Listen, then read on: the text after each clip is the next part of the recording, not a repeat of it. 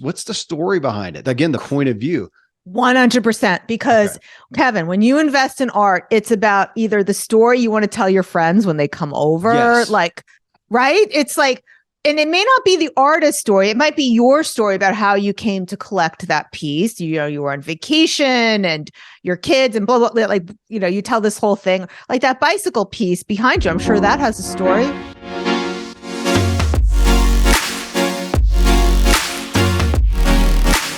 Miriam, I love the title of the book. That kind of, had me at hello kind of aspect of artpreneur. And really, though, it was the tagline that enamored me, you know, the step-by-step guide to making a sustainable living from your creativity.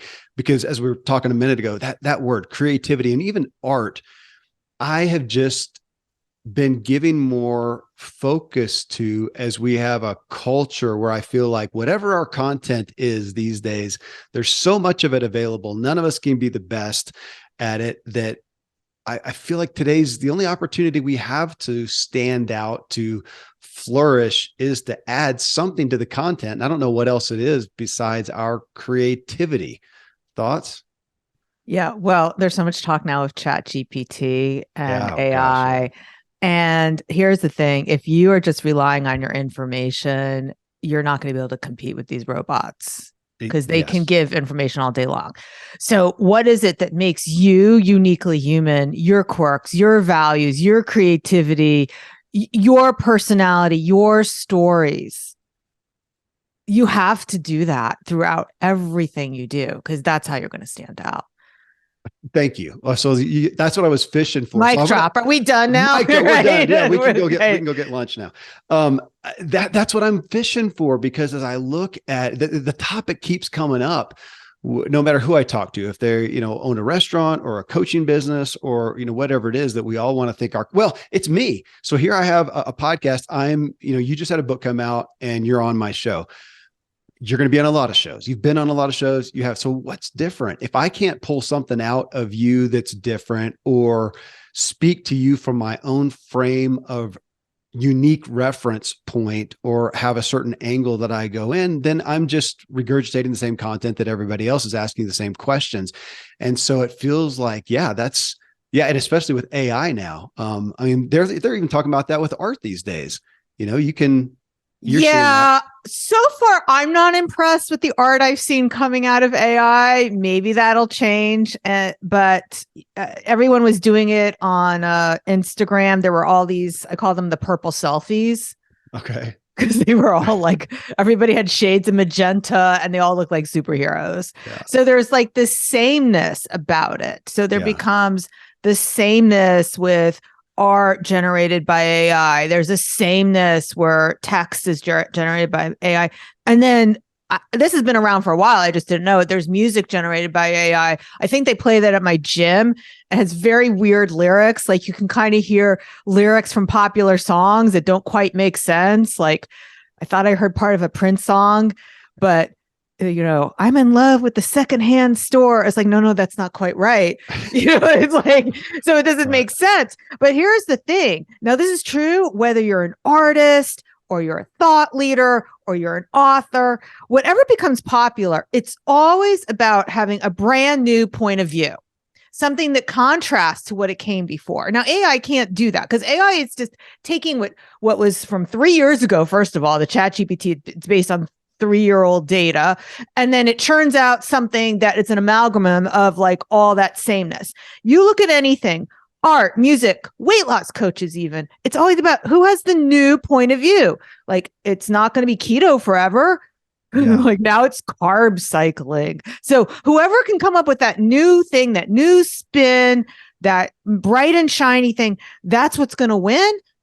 So it's kind of like that Darwin philosophy. So Darwin, it was about, you know, it's not survival of the fittest. It's survival of the most creative. Because did you write that? That's a good line. Yeah. Who can adapt? Who can adapt the most? So creativity is a survival strategy. A survival strategy, whether you are an animal or you're in business, that's the crux of it. Can we go now? Like that's again. No, I'm sitting here. You caught me typing. I'm sitting here. It's a survival strategy. No, this is even better than I hoped for. This is awesome. That's it. Yeah, You made me think of. I don't know if you saw the old movie. It's old now. Russell Crowe, in A Beautiful Mind. It's about this. Yeah, he's at a university. I was always enamored with that because, is it new information? Is it a new invention? Is it not really? But they're saying, can you have one truly authentic thought on this concept? And so I hear you that's what AI can't do. It's just going to regurgitate in different ways all that's out there. And I see that in art, business, whatever. It's just somebody, it's the same stuff, man. It's another book. It's the same stuff. They've kind of, jumbled it up a little bit, but there's not really anything new and authentic. And if not, then I don't really have a place for them on my show. So you obviously, to me, have something new and authentic. It's not that it's a new invention, that there hasn't been people trying to make money off of art for a long time, but you obviously have a new, wait, you know what? Can I brag on you? I was looking at you. Please. Okay. Can I? Here we go. This is February. This was left a couple of days ago on Amazon, where your book is doing awesome. And somebody named Anya says, best book for real artists on the planet. I'm a professional artist and have read almost every, in quotes, artist help book there is. None come even close to being as useful as this one. There were so many good suggestions. I ended up taking copious notes and I'm using them to good effect. If you can only afford one book to help you in your art career, this is it. So there's I'll invoice you for that promo later. Yeah. But that, obviously you've taken something that's been around for a while, but you have added an authentic thought, a new perspective that's relevant, probably more to this day and age than a book was 10 years ago. And that's what we're talking about with creativity. Yeah. Yeah. And I want to just emphasize something. It's not so much about having a brand new original thought. It's about having a point of view. Okay. And that is something that ChatGPT cannot do. You can't even ask it which is better, hot dogs or hamburgers. It can't tell you. It doesn't, try typing that into ChatGPT. It won't tell you. It does not have a point of view. Okay. And that's what I'm saying. That's why this is important to artists, thought leaders, you have to have a point of view, and you can't be afraid that your point of view is people aren't going to like it, because people have to either love you or hate you. There's no money in the middle. So have a point of view. Stop people pleasing, people pleasing with your art. That's why the art all looks the same. You can spot those AI generated selfies a mile away. They don't have a point of view. It's just like this purple airbrush thing. Well, I love you saying that there's no money in the middle, because I look at that in the general marketplace and the economy. And if that's you in the middle, you're not going to have any loyalty. You can just assume somebody comes along and says, maybe they're a little better, maybe they're a little cheaper. Go ahead and try them. If you're not, on one of those sides with something unique about you. So I want to keep on this track, Miriam. Now, I don't want to minimize at all what is a primary focus of your book, of taking people as we think them in the true, arts, painters, sculptors, writers, singers, musicians, dancers, actors.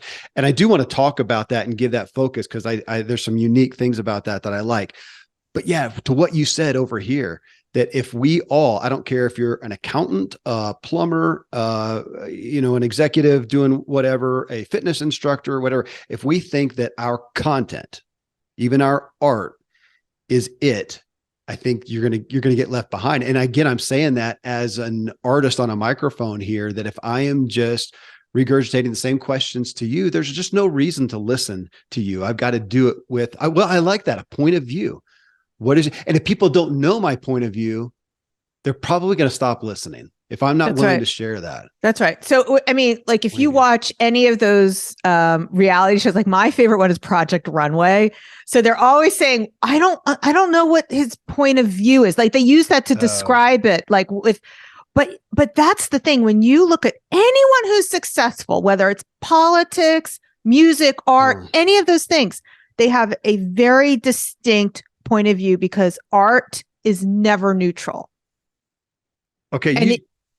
I just got the price of, worth the price of admission type thing, literally with your point of view. Cause we've been talking about branding, positioning, what's the culture in what you're doing? What's the culture in my show? And I have not used the term point of view, but you're totally right. That's what I want to know at the end of the day with whatever provider I'm going to use. I don't care if it's a doctor, again, a plumber, whatever, we're all interested. And heck, to that matter, that's the media today is yelling about their point of view and trying to get us to pick sides, which we normally do. And that is irritating, but it's also just what I hear what you're saying. And I totally agree. That's where we're at. That's right. Wow. He's scratching his head right now. I am scratching my head. I just wanted to let the listeners know that. I love, this is why I love these conversations, these unscripted conversations. I mean, so if we're talking about, let's go back to, I don't want to pick on anybody, but to an accountant. I don't know if that's something that we generally think of with a creative aspect, but if you're an accountant, a CPA, I mean, I love my CPA because I don't understand numbers and finance at all. And yet I do want to know, what is there? Do they understand? Let's turn it around. Do they understand my point of view? So I'm a small business. If they can just do numbers and do my taxes, anybody can do that. I want one that understands small business, because that's what I am, and how that works, how they can, save me money best. And really even to know that I am in a sense, the information providing. I don't have a product or a service. I'm not a plumber. I don't have a restaurant. I'm in the information. And what are the unique things about that? And I want them to lead me this. I want them to know my point of view. And then I want to know that they understand that and have a point of view that aligns with that. That's who I'm hiring. Okay. Listen, accountants, absolutely want to know their point of view. My mother, so my father passed away when I was very young. So her current husband, not my father, his kids want him to sell his place in Florida and become a New Jersey resident again. My grandfather's accountant would have never let him do that, because the point of view is that now it's eroding the family wealth, and those poor kids. Now I'm saying kids, they're older than me, they're in their 60s, like the generational wealth. So it's like thinking about like the family values aspect of things when you're making these big financial decisions, that matters.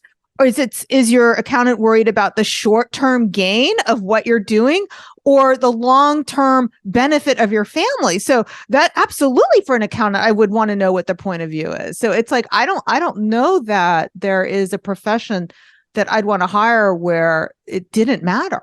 Unless it's just some pure commodity. If I'm buying cheap socks off Amazon, maybe, no, I'm going to argue with you. So that was my whole chapter in Think Like an Abundant Artist. Okay. So this was not a completely original idea. That's why I said it doesn't have to be completely original, but I had heard Dan Kennedy talking about treating underwear as a commodity and saying, hey, you can get Hanes, a 10-pack for $14.97, and you can buy Victoria's Secrets. It's $30 for 5 pairs.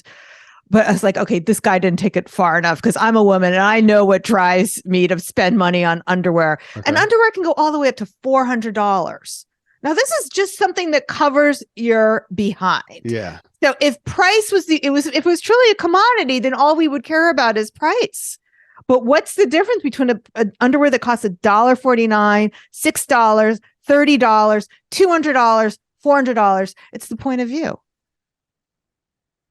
I'm thinking about my underwear now. I've not done that on a show before. So thank you for bringing me a unique point of view that has me thinking about mine. I have Tommy Hilfiger boxers because they're the only ones that make a slim fitting boxer. And, and I would think that it was a brand specific thing, but nobody sees that I'm wearing. I don't do the old Marky Mark nobody thing. So they're not seeing my, but okay. I hear you. I do. And I'm feeling pretty good sitting here in my. That's right. And Tommy Hilfiger marketing team, they knew that because they were able somehow to communicate that to you, that you're going to feel different in their underwear. And the funny thing is, I have no idea how much they were. I just found what I wanted and ordered that. Point of view. Is it fair then to come around then and say your point of view, no matter what you're doing, if you are going to not just be vanilla in the middle, like you said, it's your point of view. That is your art. Is that not the essence at least of art? Is you taking that whatever you have in your mind or in front of you or whatnot as an artist and saying, I am painting my point of view, my interpretation of something. Is that another way to say it? Yeah, I mean, it's like, but your point of view is like, what are your values? How do you do business? Are you a business that's sustainable? Are you a business that treats its employees well? And these things, by the way, matter very much. So I did research, and this is research from Win Big Media, where they were showing how important the conscious consumer became in our economy, especially after the social justice movements of 2020. Yeah. And this is a very large population that have, a lot of wealth, and it spans a lot of age demographics. So it's something that a lot of consumers pay attention to, and they shop with their dollars. So that was where women's underwear came in. Like, okay, so now we have $400 pair of underwear by Dolce & Gabbana, but maybe I don't like their advertising because I think it's, I don't like their ethics and marketing or something, their point of view. Yeah. I don't like I don't like their values. I don't like their point of view. And there's a lot of people who vote with their dollars. When we're, talking on this level, then that's relative to all of us, because I think I've separated that before, Miriam. I've thought, okay, artists, I tend to still put it in that box of, you said creativity, of creators, people who are creating things, and play with that with me, because there are people who are better at, they don't like a blank piece of paper and, to create something. They are really great at maintaining something and administrating something, which I'm terrible at. But in that, I still want somebody, as you said, with a point of view, but I want somebody who's an art. I want a CPA that's their art, man. That's where they flourish. I don't want somebody who can just they have a degree and they know how to, fill out a tax form. I want somebody who has an art. I'm going to get more, or I at least feel like I'm going to get more out of that. So in that sense, and again, I don't want to minimize the arts. Help me with that, because I do want to be fair to that. But to say, and if you don't have some art within what you're doing, you're probably going to get left behind in this culture where nobody's going to believe you're the best. The only thing you can do is have a point of view that connects with somebody. Yeah. I mean, when I talk about it specifically, so first of all, why is what I'm talking about so applicable to everything else? Well, first of all, when I started writing the book, we didn't want it to just be for fine artists. Was a painter for 20 years, and my publisher really wanted me to broaden the topic. So can it be applicable to drama, authors, ceramicists? But the thing is, Kevin, once you expand the definition of art and artist, really anything can be put in there. What you're creating is your art, whether that is your business and you are the artist. And then the other thing is that this book really is a self-development book in disguise as a business book for artists. Yes. So I'm writing this book for all the art. It is for artists because I'm writing the book because they don't have a book like this for them. They go to listen to podcasts and about how to market. And the marketers are talking about, well, you need a cheat sheet. They're talking to weight loss coaches. So like, this doesn't apply to me. I don't understand. So that's why I really wanted to write a book for creatives, for the person I was 10, 15 years ago who didn't have anything. And there still isn't anything like what I wrote that is really for the creative person who doesn't want to listen to figure out like how to translate this thing that's happening over here for weight loss coaches into what I'm doing over here for my beautiful artwork. If that makes sense. Yeah, it does. And you bring up a good point, because it is the applicability to a broad spectrum that really caught my attention. And obviously that's been where my focus is so far as we've talked. However, I appreciate, and I want people to hear that you took that and said, oh, this can apply to everything. And yet you did take a specific niche that you focused on. And that's what really raised the red flag for us all to see. And I think that that's important for all of us. If you don't pick a niche and just say, man, the amount of books I've got, what do I have? 9 books here that as I came into my office today that I opened up of people trying to be on the show. And the ones that just say, this is for everybody, it'll make everybody's life perfect. It's just too hard for me to vet it, man. It's just going to go in one of the boxes I have here, and I'm going to go to the next one that has some specificity. So kudos for doing that. Thank you. And then we talked about like, it has to have a new point of view. So this is like, maybe you never heard of business spoken about in this way because most art books don't talk about this. And like, there's that whole culture of, if you're a real artist, you don't care about these things, which is total BS. I mean, Michelangelo cared very much about the business part of being an artist. He died a very wealthy man. Yeah. So this has been something that the artists that we know and love that have been passed down through the years have all been really good business people. Well, and I think I attribute it to Seth Godin on, if you, in your art, in essence, if you can't do what it takes to bring it to the marketplace and deliver it, what good is it? And I've seen a lot of I've seen it even with, athletes, artists, some of the ones that I think, man, they may at the core be some of the most brilliant, talented people, but they could never bring their stuff to the market. They couldn't get their stuff together enough to actually deliver that. It's kind of like the old, hard rock band or whatever that, man, they're brilliant, but they're just wasted all the time. They couldn't get them into the studio and they never made a buck. So here's somebody, maybe they weren't totally as talented in the art it's in and of itself, but they were able to bring it to market, and that's who we're listening to. Yeah. I mean, some of the pushback I got from the book is you're not talking about talent. Like, where does talent come in? And I know that's what you were saying before. But here's the thing, Kevin, marketing and mindset is going to trump talent every single time. And we know this. We absolutely know this because we've all seen people rise to the top who were like, I don't get it. Why? What makes her so great? Or what makes him so great? And then we've all seen very talented people. And I'm talking about all industries, all niches. We're like very talented people, like you said, who flounder. And what makes the difference? It's mindset and marketing. And I would say mindset is more important than marketing, because you don't have a good mindset, you're not going to be able to do the marketing. Okay, I want to play with that, and I'll use the painting to your right, I think, unless we've morphed it here. It's trees. That's what I can see right now. So tell me real quick about that piece, and I'll play from there. Oh, okay. What about the piece? Just what the impetus was. Well, I can't see the whole thing, so it looks like a forest. So for 20 years, just to give some backstory, I made my living as a portrait artist and doing realistic portraits. And about a year ago, we went to sell our house of 25 years. And so we had to take down the portraits. When you go to sell real estate, you can't have photos of or portraits of people. And the stager came in with these prints from Home Goods.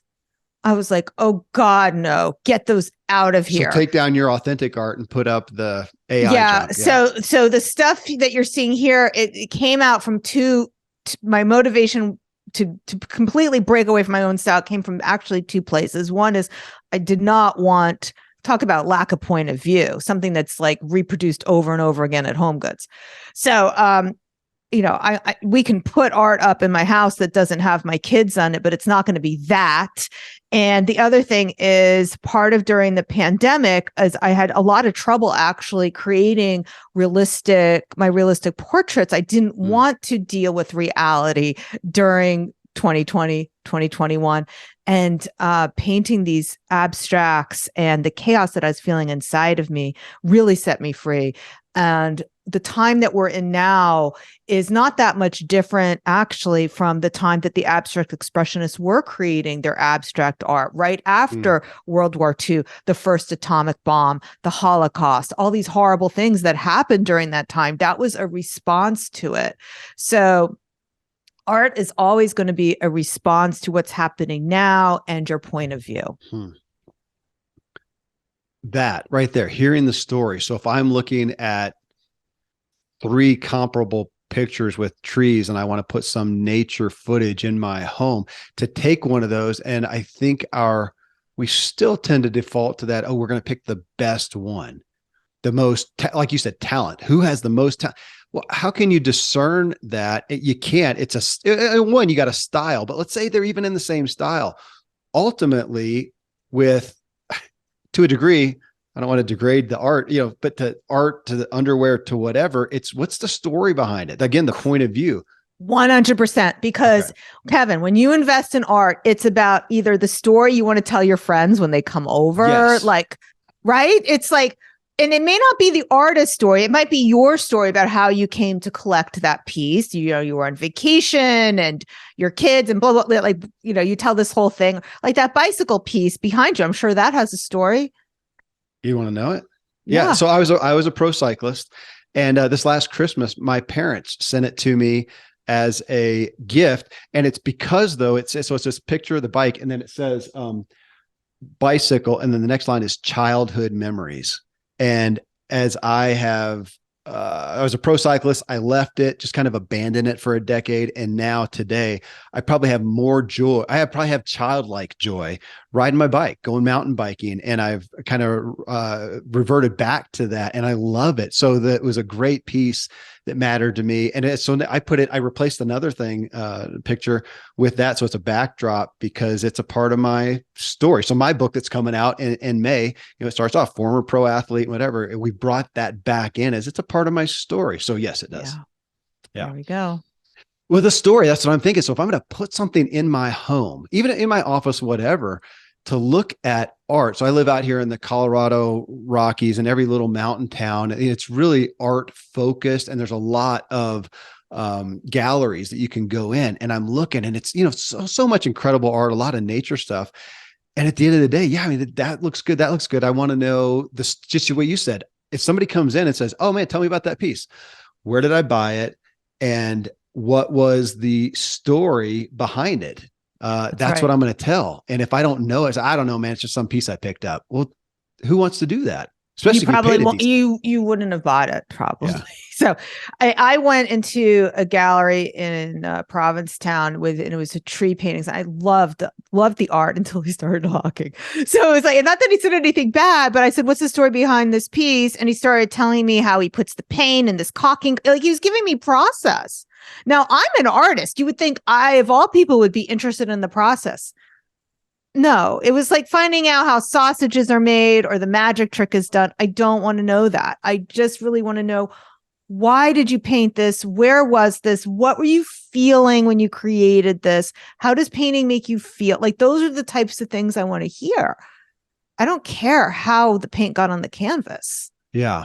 And that brings us again back to that. If I've got 5 CPAs to pick from, what's your story? And so if I can't go find their story, and I felt like this for a long time now, with different providers, I'm just going to go to the one who I can figure out their story. Why are they doing this? What is unique about them? Again, yeah, what's their point of view? What's their specialty? Anything. So whether it's a piece of art or somebody who I'm hiring for a service type thing for my home or business, I would know that. And I still think that we are drastically missing this in the marketplace. We've got kids coming out and they still just want their acumen to be valued by I got the degree, I can do CPA, I can sculpt a mountain lion. But it's just, I think we've got too many offerings today. And so I feel like your book is not just a help. It's this is the opportunity. This is the opportunity, but that's not being taught. To say your opportunity is in creativity and in art, and whatever you do feels paramount, really. As I'm thinking about Mike, we were just talking about our kids, feels paramount. Yeah. So one marketer that does this so well is MasterCard. So MasterCard, and this is something I talk about in the book, because I think what they do is so brilliant. Now, MasterCard, it's a credit card. They could talk about the interest rates. They can talk about, we have the lowest interest rates, or we save you the most money. No. Okay. So their commercial. So the first one came out in 1997. It was a father and a son going to a ball game. And the story, the narrator saying, oh, Coke, $5, popcorn, $10, tickets, $20, signed baseball, whatever it was, $50. He adds it all up. And the last 15 seconds of the commercial, and this is the way they end every MasterCard commercial: relationship between father and son, priceless. So what they are selling you is an emotional story. That is what they're selling you. They're not talking about, oh, it's convenient to carry around a 2x3-inch piece of plastic in your pocket so you can buy things. They're not telling you that whatever it is, the APR, I forget what the terms are. They're not telling you any of those things. They're just telling a story so that you have an emotional connection with their product. And if I don't filter myself as a business person, as an entrepreneur, and you just give me my product or service and say, okay, just go, tell us about it, I'm going to go tell you about those details that nobody cares about. That's right. And we all fall guilty of it. My goodness. I've written a whole book and still sometimes I'm telling people how many Zoom calls they get. Nobody cares how many Zoom calls because they're not paying for Zoom calls. How many? So if you done that result. Yeah, you write like you're tired. You want to answer an email and you're like, well, you get this many templates and this many videos. Like, oh shit, what did I just do? How many times have I written that and then gone back and go, whoops, and go head smack. There I go. What's the story? We just had the Super Bowl. So I don't watch sports these days, but every once in a while I'll check out Super Bowl just to see kind of the pulse of America, see what's happening. And you watch the ads and it's always amazing. I sat there with one of my sons specifically. And again, we don't watch a lot of TV with ads or sports stuff, but he's watching and goes, man, that was an interesting ad. Wait, what was it for? That was the constant thing. So I think they know that we have the ad for the whatever. They're usually trying to tell a story and bring us in there. And yet so often though, they don't put, the MasterCard, they don't bring it home as well. So it is story, not content that seems the lead out in the marketplace, but then we do need to bring it home. You talk then about the fine arts, and you got me thinking on that as well, that we're talking about some of the unique things there, that we're at a place in time now. Well, here's my analogy. So I live out here in the mountains of Colorado. We know that for years, people are flocking to the big cities. They're now becoming, mega cities. As they do that, though, the demand for the getaway places, the resort places like where I live, is at an all-time high. The prices for any town out here in Colorado are just going through the roof, the ski resorts, the everything. So that's my analogy to say, as we have so much available of everything in every category, it feels like that's what we're seeing though. Now it's this great divide of now people flocking to, again, the stories, the creative outlets. And that's where I see, and I don't know this, I don't study the industry, but my thought is, just as resorts and getaways are going up, that's what we're going to see, even with the arts. We're so bored with the mundaneness of basic survival that we want to be entertained. We want to feel. And in that sense, there's more opportunity in the aspect of fine art than ever. Absolutely, because we talked about the pandemic and we talked about all that great art that came out of World War II. So whenever you have these existential crises happening, people need more meaning in their life. And art is what gives the world meaning. So it's not just, and we also have a lot of people who are like leaving their jobs and becoming artists. We can talk about that too. But at the same time, the world really does need this art. Now, one of the reasons I wrote the book Artpreneur, we're circling back to why I felt we needed this book. And you were reading that thing, like, why does this book stand out? What I was so frustrated by, Kevin, when I first started trying to figure out how am I going to market my art, is I kept hearing the same messages. Talk about the pain. Talk about the pain. I was like, well, what is the pain for the art, for selling an artwork? And they're like, oh, well, it's a blank wall. I was like, I don't know about that. A mirror can fill a blank wall. And if we're only talking about what the need something fills, well, toilet paper fills a need. Right. So you can't just talk about the pain. You have to talk about the pleasure. And this is what people will actually spend more money for, things that give them pleasure. And we can see so many examples of this, and it doesn't matter what the economy is, because like when we have when you had the Depression, lipstick went through the roof. Now during what the time we have now, art was at an all-time high in 2020. There were a lot of things like that, where things that gave people pleasure, those things outperformed. I know we had a toilet paper shortage, but besides that, right. Okay. So it's about what gives people pleasure and how do you sell that? Because nobody would in their right mind would say, go see this Harry Potter movie. It alleviates boredom. Fair. Yeah. And that's the pain point. And the same thing where you're saying, like, why would the cost of resorts be going up? That doesn't fill, there's no pain point there. That is purely for pleasure. No, I appreciate you pulling that out, because with a lot of products and service, yeah, you're right. We're out here in the marketing world and we're going to say, man, number one place to go is a pain point. What is the problem that you solve? Well, yeah, with art and premium issues and luxury things, whatever, that is fulfilling a desire. So you're right. We're barking up the wrong tree if we're coming to, that's what's interesting to me, because we're talking about something that, well, here hit this, because I was about to say, as I was thinking about the show, that we're talking about things that are non-urgent. Art is generally not an urgent thing. Like if I need my septic tanks cleaned out, which I just had to do in my mountain home, it's pretty urgent. It was really urgent. But with art, with entertainment, it's not urgent. But I was about to say it's thought of as maybe not a necessity for survival, but for thriving, for my soul. I would say that's a place to push for art right now. If you want your soul to survive, if you want your soul to flourish, then that's what art is for. Because we all are just desperate to be moved, but we're back into story, to come into a point of a perspective. Okay. To give make our lives, give it meaning. Yeah. And what you were saying before, lost my train of thought. It's okay. That's why we have people who edit this show. No worries. Go. That's okay. You could. My buddies say empty boxcars are going by. We'll go. Well, no. Do you want me to? We can pause for it to come back, or we can just roll. No. It'll come back to me, and I'll interrupt you. That's the way it'll happen. Okay. Well, let me make a timestamp. Because my premise there was that, yeah, we need for our soul to thrive. That's okay. So, yes. Okay. I know what I was going to say. Okay. All right. Yeah. Because we're talking about needs. So that's why in Artpreneur, I talk about Maslow's hierarchy of needs, and maybe your listeners have already heard this and like, wah, wah, wah. But the highest part of that pyramid is our self-actualization piece. What does collecting art say about us?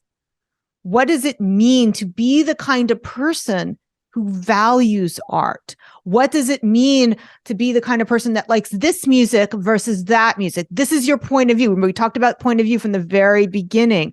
Art is a way for individuals to express their own point of view. So you don't just have to be the artist to express a point of view.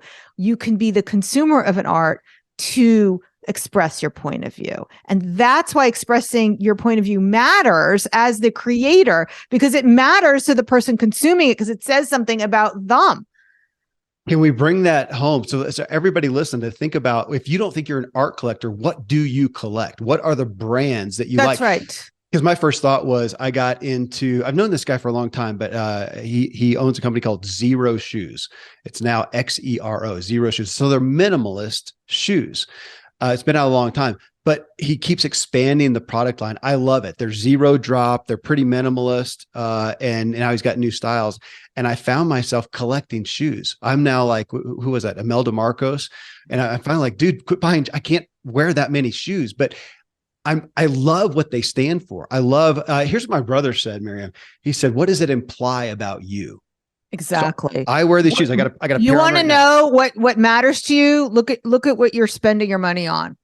And I like your word. What are you collecting? What are the things? What are you collecting? What are the things that you have around you? What does that say about you?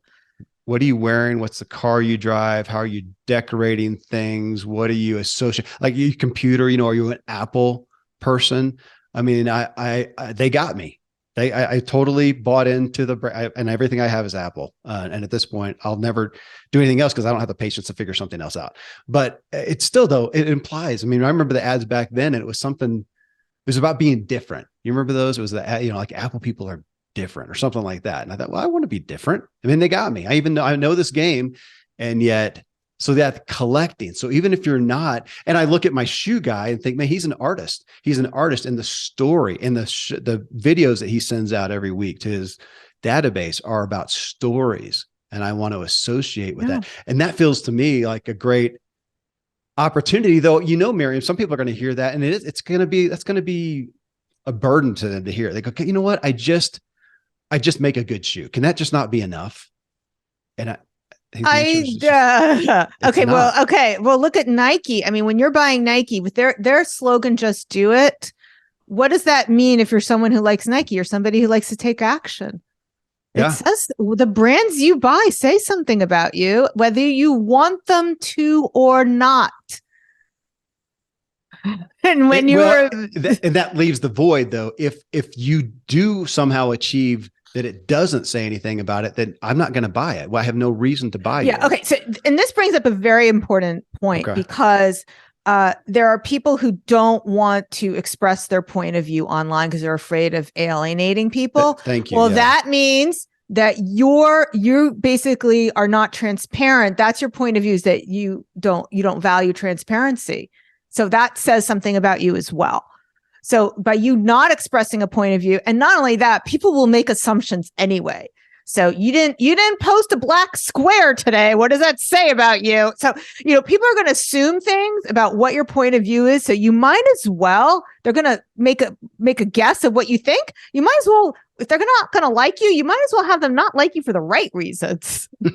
Well, you're just pointing to that. It gives them nothing to latch onto. And I've done that, Miriam, over the past so many years. The show was doing well, and I was tired of kind of the social media thing. And I thought, you know what? I'm just going to go produce the shows and just stick with that. And then now, as I've done the book, and now as the show is growing, but I've joined a network, they wanted to join more, or to grow more. And they're saying people need to know what to latch onto. And I'm thinking, I don't really want to go paint my life all over social media. And they go, I get that, but just share what you're doing. So if you're out on a mountain run, take a picture and say, I'm out on a mountain run. Then people who care about that are going to have another reason to say, I want to associate with that point of view, as opposed to the next person who has you on their show, who's in a Manhattan high rise driving a Ferrari. And there's people who that's what they want to associate with. But if we don't give them anything, back to you said, then they're not transparent, and it just takes too long to vet them and figure out what they're about. It's easier to go to the next person who also, you can figure out.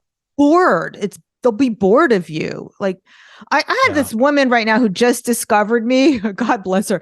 She was like responding to every story on my Instagram. And luckily I was sitting in the hairdresser. It was like, as my phone was dinging away.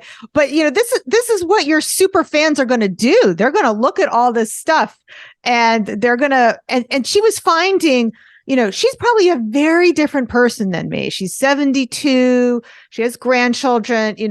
I'm 54. So and I don't know that much about her. I'm assuming we're very different, but she was latching on to things. Oh, you have a tuxedo cat. My father had a tuxedo cat. She was just looking for like what we had in common.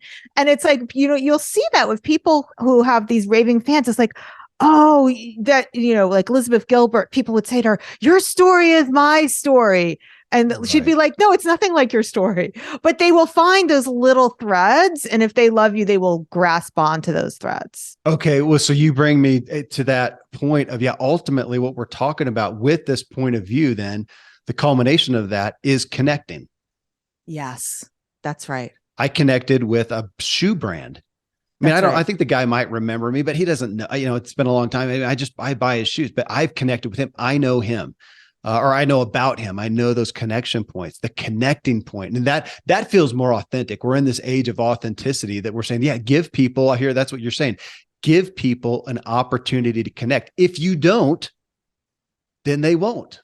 That's right. And also, very, very good.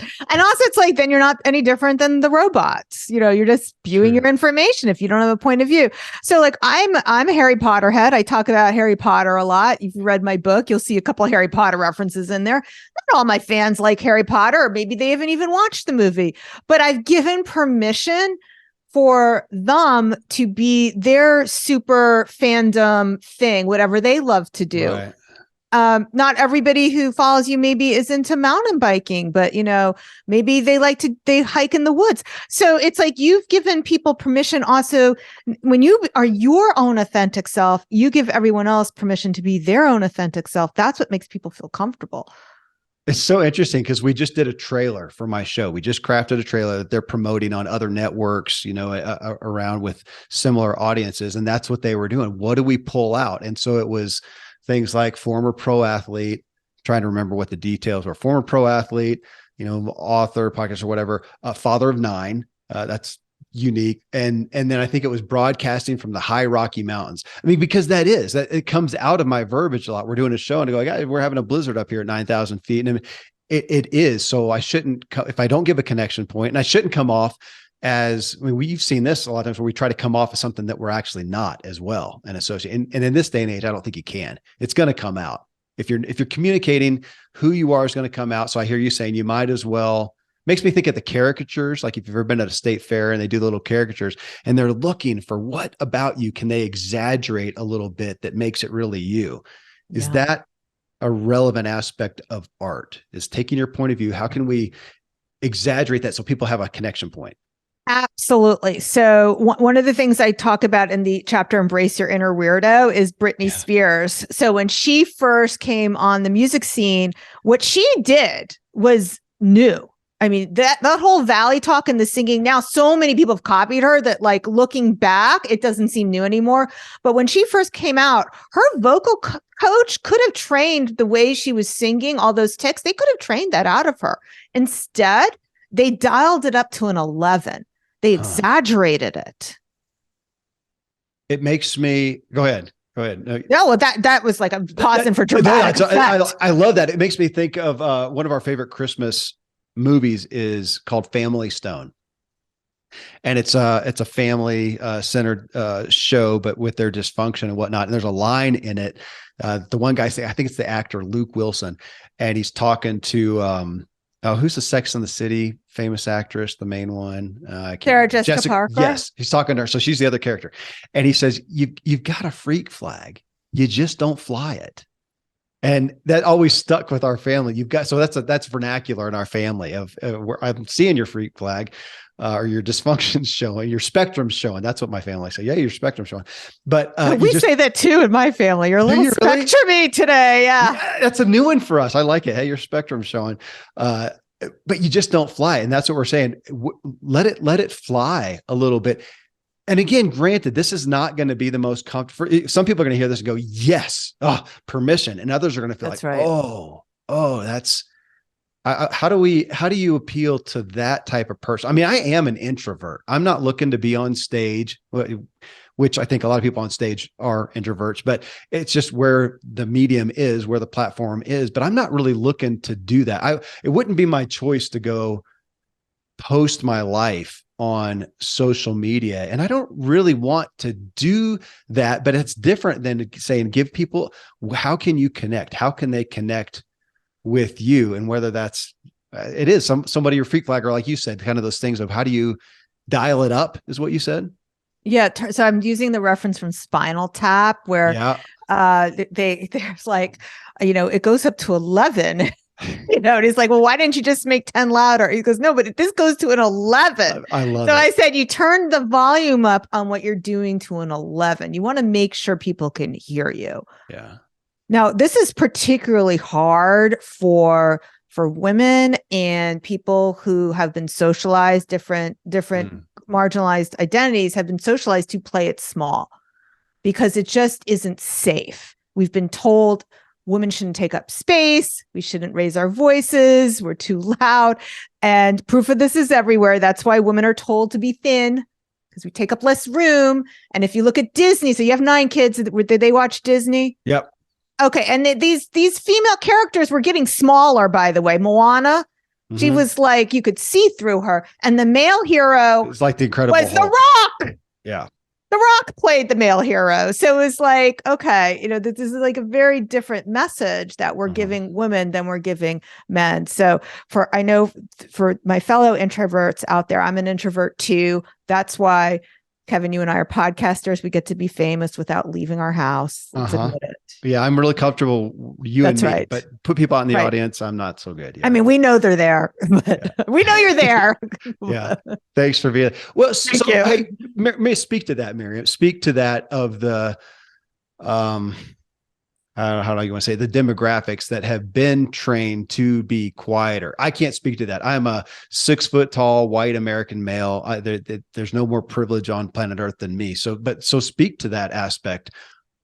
Yeah. Well, as as a woman, I've always been aware of how it affected me. And when I started coaching about 5 years ago, I noticed that all these things that we've been talking about were much harder for my clients, the women of color. It was much harder for them. So I sought out a diversity, equity, and inclusion expert, 𝐬𝐞𝐥𝐟, and I asked her, why is this?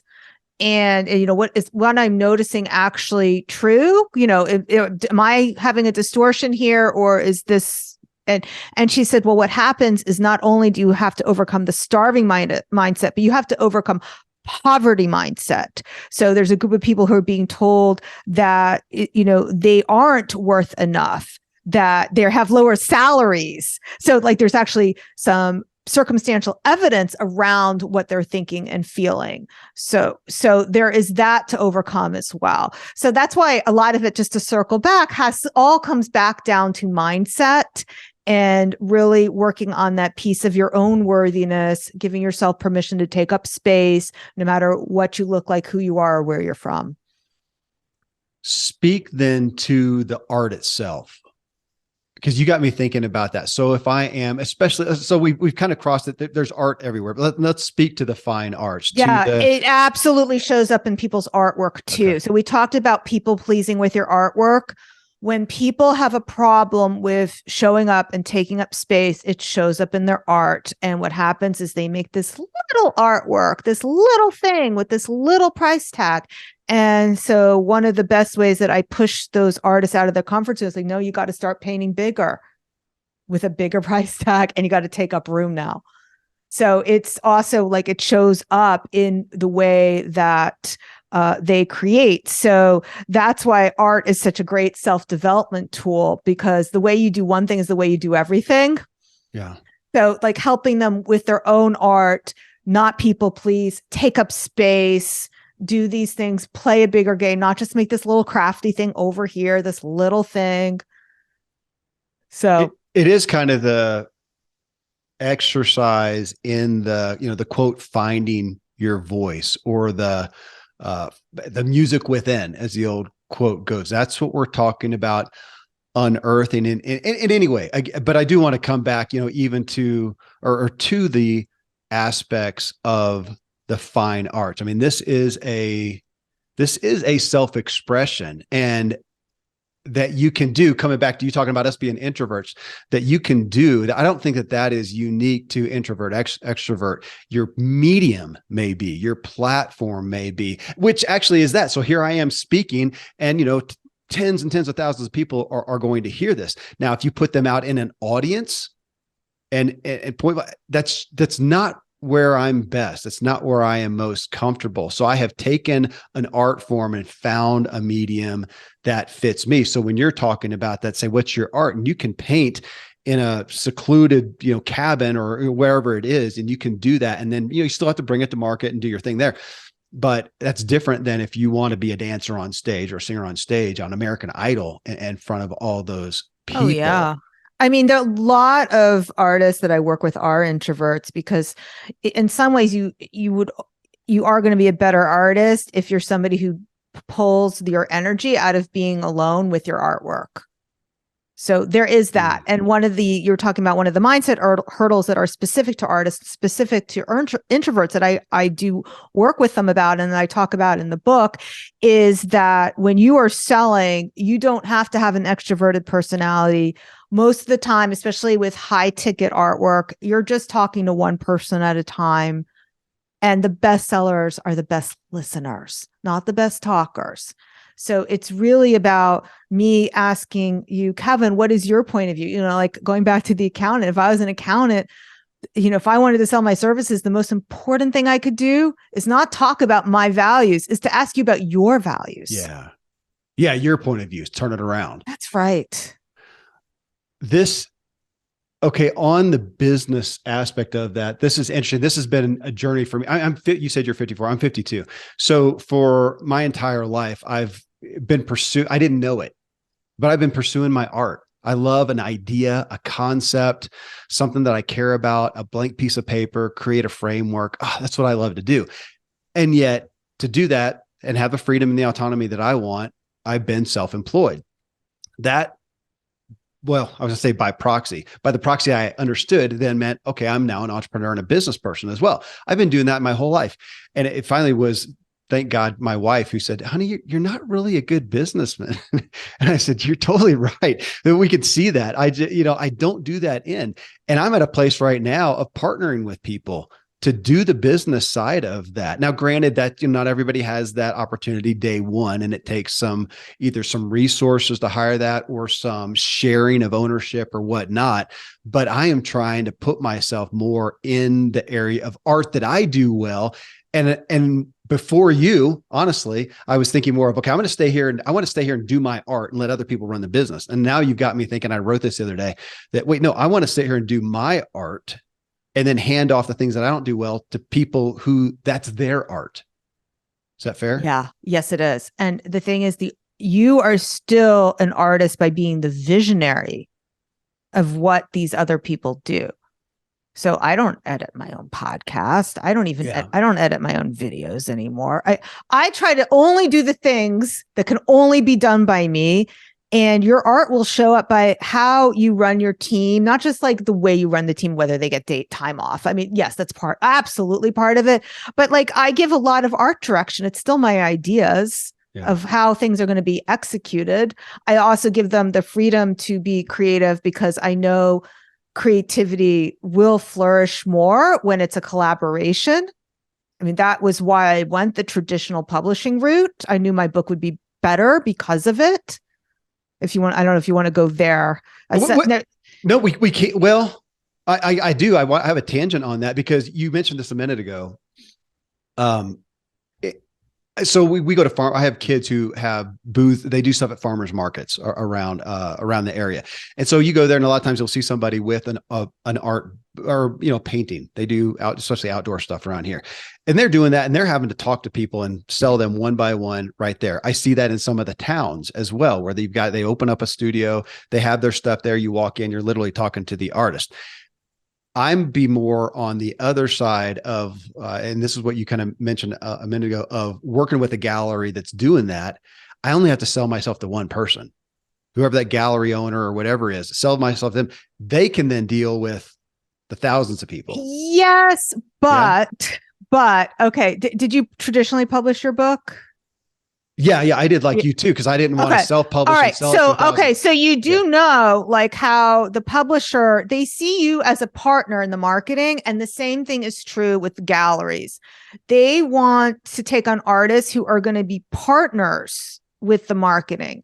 So a lot of artists have this fantasy, all I have to do is find a gallery and I'm going to be all set. Well, it's like that same fantasy an author might have, that the publisher is going to do everything for them, because guess what? 2023, they do not. Yeah. So and publishers and galleries are both looking to represent artists and authors who have a track record of sales. True. Now that may not be it may be your first book, but they see that you know how to market and you have an audience. And the same thing is true with galleries. They want to know that you have a track record of sales, that your art has an audience. So I just wanted to circle back to this. We were talking about, can you just do your art in the cave and never interact with the customer? You really can't if you want to create good art, because you need to know how your art is resonating with people. Whether that's a podcast, a book, or a painting, how are they responding to it? And you can only find that out when you get in front of your customer. No, totally fair. Yeah. So I did I saw your book. You're with what, Harper? Yeah. So I'm with McGraw-Hill. So I did do that. Now, of course, the reason, like you, that I got the book deal is because I've sold myself here on the podcast, and I've got 600,000 downloads a month. And the connections with so many other people with podcasts. So yeah, they're expecting me to be on 100 podcasts, doing that, but that's still within it still feels different than I didn't totally self-publish and I'm out there going, buy my book so I can make $10, a book. I do have some help. I wanted help with distribution. I wanted the credibility that came with that. And so I did align. And that's, I think, we're looking at personality styles too. If you're going to paint, what are your opportunities to go out there? Do you want to be at a farmer's market? Do you want a town where you have a studio, you talk to everybody one-on-one? Do you want to partner with a gallery? Do you want to get in an online format? Do you want to connect with somebody else who sells themselves well? Kind of like the Oprah effect. If you've got your book and Oprah talks about it, you're going to sell 1 million copies. That's the old, I think they attribute that to Occam's razor theory. Do you want to sell your one book to 1,000 different people, or sell it to one person, sell 1,000 copies to one person? There's different ways to go about it.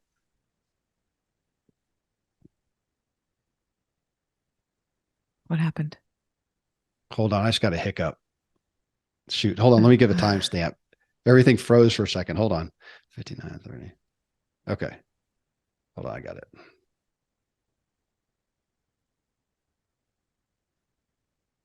Okay. Well, hey, I'm going to take the opportunity and come to another piece here. So this first podcast, is this almost the first podcast almost over? The 1 hour? Yep. I actually had one piece I wanted to hit on yet. Hold on. I just got to put my timestamp for my folks.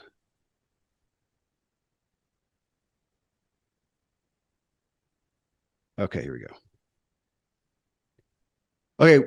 One other thing I wanted to hit on, Miriam, and I mentioned this before with the aspect of thinking that we have to be the best, right? So if I'm whatever my art is, whether it's, an accountant or whether I am painting or sculpting or singing, that I have to be the best. I mean, I guess think about singing. You got American Idol. Is it always the best? I mean, it's something unique there, and play with that with me for a minute of it's not the best, but it is, like you said, point of view, it is something different. People do want to see something different. And if you think about all the different art, people out there, if we think about the famous artists, who is the best? I don't, is that even a term or a thought? It's not the best, but who has a unique point of view, a unique flavor that just resonates with people? I mean, Da Vinci or Van Gogh or whatever. I mean, people resonate with the story, the style, the whatnot, and open that up for people too, as they're looking about, I really want to do this art, and the weightiness when they feel like I have got to put in my 10,000 hours, which I do, but I mean, I've got to be the absolute best. I've got to be Juilliard quality. And I don't see the kudos always going to that. Yeah. Okay. So there's a couple of different threads I could pick up here. I'm not sure which one I want to pick up, but one of the things when I first when I went after this a publishing contract, I had complete belief and faith that I would get an agent and I would get a contract. I don't know why. I think I didn't know how hard is for most people. It's a good thing I didn't know, but I just saw it as like, it's a sales thing. I know how to sell. Once I signed the contract and they said, come back to me in 6 months, I freaked out. I was like, oh my gosh, they made a mistake. I don't know what I'm doing. Don't they know I've never written a book before? I have no idea what to do. And I was talking to one of my podcast guests, Dr. 𝐬𝐞𝐥𝐟, and he coaches on creativity and he's a psychologist. And I was saying to him, I understand this whole concept of shitty first draft. And he cut me off. Miriam, what you don't understand is you need to be willing to write a shitty first book. And when he said that, that set me free. Now, the people I see stumbling the most are the ones who have that idea, because you were talking about the perfect thing. They have the idea that the thing has to be perfect before they get it out in the world. And that's what I call sleeping beauty complex, is that whole idea, I use a lot of Disney references, obviously. So Sleeping Beauty, the Disney one, they take the fairies take the princess. They don't want her to prick her finger, so they hide her in the woods, and you don't see her again until she's a fully grown woman. Right. They kept her safe. And that's what a lot of people want to do with their businesses and their podcasts. I was talking to one of my friends and she was recording the podcast. She's like, well, I don't think I should put it out. I'm not quite sure what my message is. I was like, well, you're treating your podcast like you have to wait for it to be an adult before you put it out in the world. Bring it out now. It's okay if it has braces and pimples. okay. You're never going to get to that place where you have that finished product, that message until you start bringing things out. My book isn't perfect. It's a good book, but there's things that like I've evolved since then, and I would say things differently now. Yeah, I'm nodding here because I'd same thing. This is my first book. I'm a year and a half past the due date of it because I got the deal, and if people don't know, especially with the nonfiction book, you don't write the whole thing. You have a book proposal, you have the concept, you write some samples to say, so that you can write. And these days they want to see that you've got some type of a following as well. You submit that. And if you're fortunate, you get a book deal. So I did that too, wrote it, delivered it. And they said, man, the concept's there, but this doesn't fly. It was a failure. I totally rewrote it. That's why it's so behind. I had to go to school to figure out how to be. So I write a lot. Doesn't mean I was a writer, and I had to go learn to be a writer. And so I lived what you're talking about. I put out the crappy book and had to rewrite it, but at least I got started. I don't think I wouldn't have learned otherwise. And now you're right. I'm already looking at my second book. Oh my gosh, how much I have learned and how different the process will be. But yeah, you had to start. Hey, thank you. This is, I appreciate the testimonial that I wrote on this. I love how you put the book together. Yeah. And folks, everything you've heard us talking about, you have case stories in the book that you have used, and you have kind of step-by-step methodologies that really unpack. I feel like it's kind of okay, let's get real and open the kimono. This is what really happens out there. This is how you can do it, and do it better, do it right, do it with some peace, and have some success with it, and actually deliver your art. So thank you for doing what you've done to bring it to market. And thanks for the time to be here on the show. Well, thanks for having me, Kevin. It's been a lot of fun.